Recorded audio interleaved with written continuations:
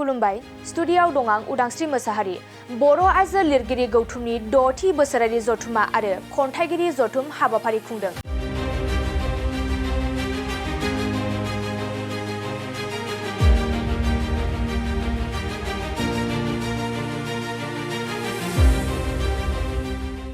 बर' आइजो लिरगिरि गौथुमा गुबुन गुबुन बोसोराव खुंनाय बायदि देग्लायबो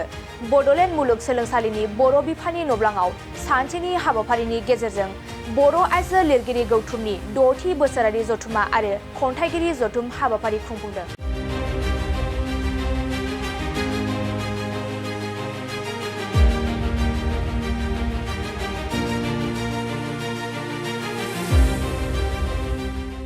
हाबाफारि बायदियै फुंबिलि समाव फिरफिलाखौ बिरहोनाय आरो मुंख्लंफोरनो बिबार बावनाय हाबाफारिया जानानै थाङो। बे बर' आइजो लिरगिरि गौथुमनि 6थि बोसोरारि जथुमायाव गुबुन गुबुन जायगानि लिरगिरिफोराबो बाहागो लाफैनायखौ बे समाव नुनो मोननाय जायो। हाबाफारियावनो गाहाय आलासि महरै नुजाथिफैयो बड'लेण्ड मुलुगसोलोंसालिनि रेजिस्ट्रार डक्टर सुबुं बसुमतारी आरो माननि आलासि महरै बाहागो लायो बड'लेण्ड मुलुगसोलोंसालिनिनो बर' बिफाननि गाहाय डक्टर भौमिक चन्द्र बर' आरो लिरगिरि मुस्रिमा जेवथि प्रभा ब्रह्म आरो बर' आइजो लिरगिरि गौथुमनि सोद्रोमाफोरा बाहागो लानायखौबो नुनो मोननाय जायो। बिथांमोना बे हाबाफारियाव बाहागो लानानै खौरांगिरिफोरनि सिगाङाव मा बाथ्रा फोरमायखो आबुङै मिथिनानै लानि फै। जोंनि बर' आइजो लिरगिरि गौथुम दानायनि गुबै थांखियानो जादों बर' आइजो लिरगिरिफोरखौ मोनसे जौसाङाव लाबोनाय आरो मोनसे जौसां होनाय थुनलाइ चर्चानि मोनसे जौसां होनाय आरो जों बे हिसाबैनो जोङो गौथुमखौ जोङो 2018 मायथाइयाव दानायनि उनावनो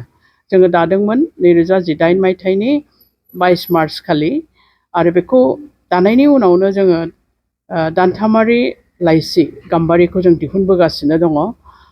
जोंनि गाम्बारि लाइसिया दा 24थि बिसान जाबाय आरो बेनि बादैबो जों गुबुन गुबुन हाबाफारिफोरखौथ' लाखायोआनो जों बेनि बादैबो जों पाब्लिकेशन बिजाब दिहुननाय बेफोरावबो जों गोसो होगासिनो दङ। जोंनि गाम्बारि आइजोफोरनि बर' आइजो लिरगिरिफोरनि जोङो गोबां जथुम बा एन्थ'लजि जों दिहुनबाय। खन्थाइनि गांनै जाबाय, सुंद' सल'नि गांनै जाबाय, बेबायदिनो रायथाइ आरो सेमिनारनिबो जों दिहुनबाय आरो बेनि बादैबो जों गोबां पार्सनेल बिजाबबो जों दिहुनबाय आरो गोबां बेबायदिनो जोङो खामानि मावगासिनो दङ आरो जोङो बे जिनिसखौनो जोङो जाहाथे आइजो लिरगिरिफ्रा मोनसे जौसांनि सिङाव थानानै थुनलाइ चर्चानि थुनलाइ सोरजिनि मोनसे खाबु मोनो बेनि थाखायनो जों बे आफादखौ दानाय जादों आरो बे हिसाबैनो जों पाब्लिकेशनखौ जों दिहुननायखौ बा जोंनि जार्नेल जोंनि लाइसि दिहुननायखौ जों जोबोद गोसो होगासिनो दङ। माबायदि आइजोफोरनि बाहागो लानायखौ माबायदि मोनदों बे आइजोफोरनि बाहागो लानाया बिराद मोजां। जों सिगाङाव जोङो बे गौथुमखौ दानायनि सिगाङाव जों लिरगिरि जोङो गावजों गाव सिनायलायामोन, जों गावजों गावनो मोनथिलायामोन, सिनायलायामोन, नामखौल' जों खोनायोमोन ओरै लिरगिरि दं नाथाय जों बेबायदिनो लोगो मोननायनि खाबुबो जोंहा जायामोन। नाथाय जोङो बे लिरगिरि गौथुम दानायनि उनाव जोङो गोदान गोजाम गोबां आइजो लिरगिरिफोरखौनो जोङो सिनायलायदों, लोगो मोनलायलायदों आरो बे हिसाबैनो बयबो थुलुंगाखांलायलायदों आरो जों नुनो मोनदों दि बे गौथुमखौ दानायनि उनाव गोबां गोजाम लिरगिरिफोरा जाय आइजो लिरगिरिफोरा सिगाङाव हयथ' कलेजाव फरायनाय समाव लिरोमोन नाथाय हाबा जाखांनायनि उनाव संसार जानायनि उनाव बिदिनो लिरनायखौ गारबाय बिथांमोनहाबो लिरनो हमफिनदों आरो बिथांमोनहाबो गोबां बिजाब दिहुनफिनदों आरो गोदान गोदान लिरगिरिफ्राबो उन्दै उन्दै लाइमोन लिरगिरिफ्राबो बिदिनो बिजाब दिहुनदों। नोंथांमोनखौ जों गागि मान थाखोखौथ' बुंनो थाङोबा बियो बयनिबो मान थाखोआ एखे जागोन बिदि नङा। खिन्थु जों नुनो मोनदों जे गोजामखौ बाद होनानैबाबो गोजामनि गेजेरावबो जों बिदिनो नुयो गोबाङानो मोनसे आयदायावबो लिरा, खायफाया जुदि खन्थाइयाव मोजांबा खायफाया सल'आव मोजां, खायफाया सल'माखौ बिराद मोजां लिरगासिनो दङ बेबादि जों नुयो आरो जों नुनो मोनो बेफोर गोदाननि गेजेरावबो जायफोर लाइमोन सिख्लाफ्रा लिरगासिनो दङ खायफा खायफा लाइमोन लिरगिरिफोरखौ जों नुदों जे लिरजेननायनिफ्रायनो आखाइयाव जोबोद राफोद बे जिनिसखौ जों नुनो मोनदों आरो बेखौ नुनानैनो आं जोबोद मोजां मोनो, आं पार्सनेलि आं जोबोद मोजां मोनो आरो बेखौ नुयोबा आं ओरैबायदि मोनदाङो जे बर' थुनलाइनि इयुना गोजों होननानै आं मोनदाङो आरोखि बेबायदि मोनसे फोथायनाय फैयो। फरायगिरिफोरनिफ्राय माबायदि अनसायजानायखौ नुनो हादों नोंथांमोननि बेबायदि लिरगिरि गौथुम? फरायगिरिनि जेंनाया जोंनाव गैया नङा दङ आरो बे जिनिसा हयथ' डिजिटेल मिडिया फैनायनि उनाव एसे बांसिनबायानो ओरैनो सिगांनिफ्रायनो मोनसे बदनामा दंखायो जे बर' बिजाबखौ बाया बा बायनानै फराया होननाय बाथ्राया नाथाय बे बाथ्राया माने 100% सैथो नङा फरायो जायफोर फरायो बिसोर फरायखायो बिजाबखौ बुथुमनानैबो फरायो खिन्थु जोंनाव मोनसे जिनिसखौ जों नुनो मोनो जे जोंनाव फोसावगिरिनि आंखाल आरो जोंनाव बिजाब राननायनि आंखाल माने सार्कुलेशननि आंखाल सार्कुलेशननि बे जेंनानि थाखायनो जोंनाव गोबां बिजाबफ्रानो सौहैलाया बा जोंबो गोबां बिजाबखौनो जों मोननो हाया बेबायदि जेंनानि थाखायनो हयथ' फरायनाया एसे खम जायो दा बेखायनो जोंनाव जुदि मोनसे बेबायदिनो पाब्लिशारफ्रा जोंनाव बेबायदि पाब्लिशाराबो बुंनो थाङोबा जोबोद खम दा बेबायदि जोंनाव जुदि एसे पाब्लिशार बुरजा ओंखारोब्ला बा बिथांमोननि गेजेराव जुदि मोनसे गाव गावनि गेजेरावनो मोनसे मा होनो बेखौ कम्पिटिशन गाव गावनि गेजेरावनो बादायलायनाय मोनसे फैयोबा जानो हागौ बे सार्कुलेशननि जेंनायाबो जोबलांगोन सार्कुलेशना जायोबानो बिजाबखौ मोनोबानो फराया नङा आं मोनथिनायावथ' फरायो मानसिफ्रा खिन्थु बेनो आरो सार्कुलेशना एसे खम जानानै थायो जेरै जोंनि बिजाबफोरखौ फाननो थाखाय जों दखानावनो होनो हायाखै दाबो जों न'निफ्रायसो फानो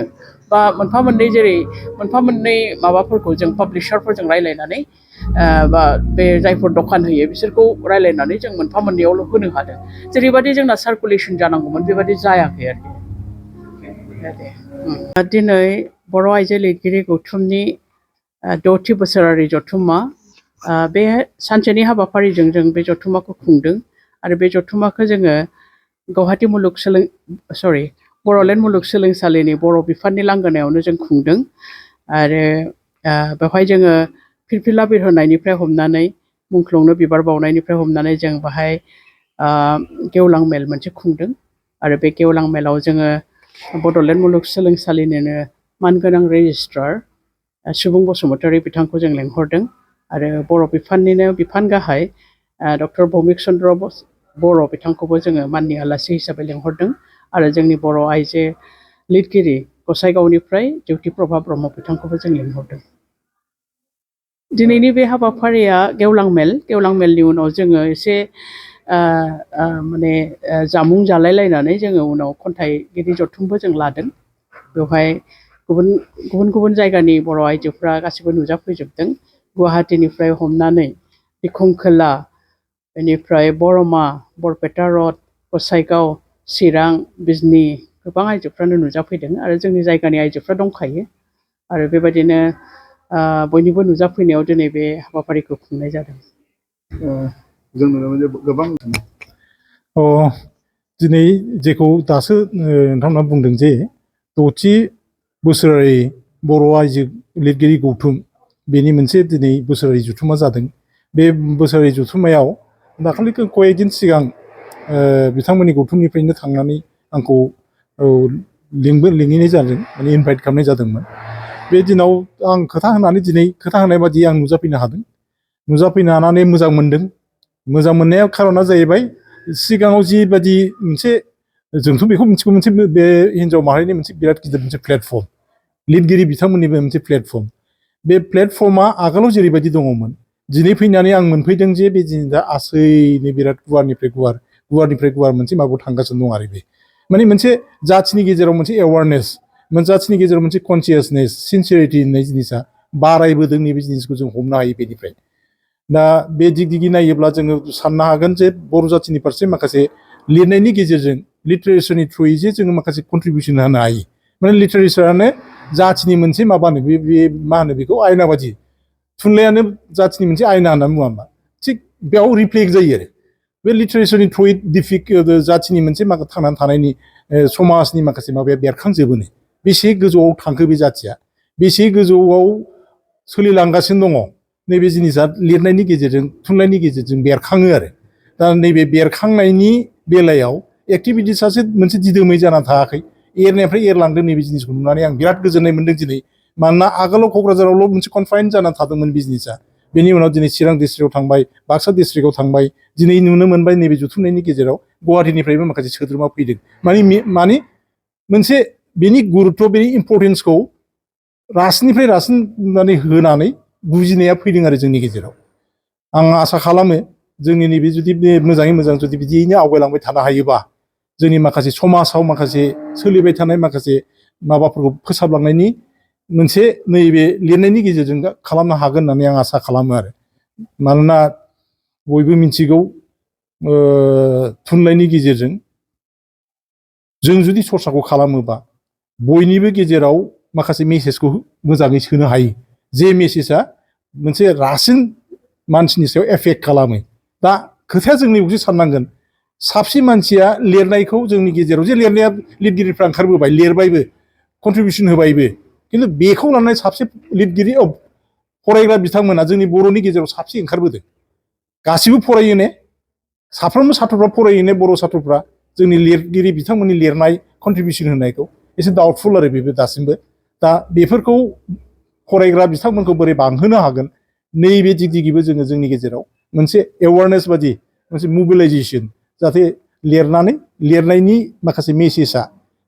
माखासे टेलेन्टेड माखासे मानसिफोरनि लिरनाया बिराद माबाना बे माबा इम्पेक्ट खालामो आरो खामानियाव होयो दा बेफोरबायदि खामानियाव होनाया बयनिबो मेलेमाव जाहाथे सौहैथों बयबो जाहाथे फरायनायखौ हुदाखौ खालामनो हाथों नैबे जिनिसखौसो जों मेसेजखौ जों होयै होयै जों फरायगिरि बिथांमोनखौ बांहोनायनि लामाखौ लानांगौ होननानै आं सानो आरो दिनैनि नैबे माबायाव बिखुं सानाय हान्थु सानाय फाफ्लियाव सानाय साइटिका आर्थराइटिस नार्भजों सोमोन्दो गोनां बेराम जानायफोरनि थाखाय मोनसे मोजां खौरां बङाइगावआव थानाय यामाहा श'रुमनि साखाथियाव थानाय रेमेडिकस बरपारायाव फैगौ 19 खालार मंगलबार खालि डक्टर शम्भु कुमार सिंहआ फुंबिलिनि 10 रिंगानिफ्राय 5 रिंगासिम बेसेन नाङै सावस्रि सिबिथाय बादायाव नुजाथिफैगोन बेवहाय गाहायै बिखुं सानाय हान्थु सानाय फाफ्लियाव सानाय साइटिका आर्थराइटिस नार्भजों सोमोन्दो गोनां बेराम आरो गासैबो रोखोमनि बेमारफोरखौ बेवहाय फाहामनाय जायो रेबथुम एबा मुं थिसननो थाखाय 100 रां लानाय जागोन गोबां मिथिनो थाखाय 9954341429 आरो 7002153489 बे नाम्बाराव सुलाद लानो हागोन